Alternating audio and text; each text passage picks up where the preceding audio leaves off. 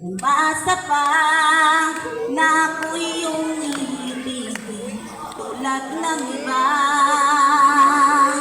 At naguguluhan ngayon ang isip ko. Di ko malaman kung sino ang mahal mo. Kailangan na rin malaman ko rin na ako pala'y iyong paglalaruan din.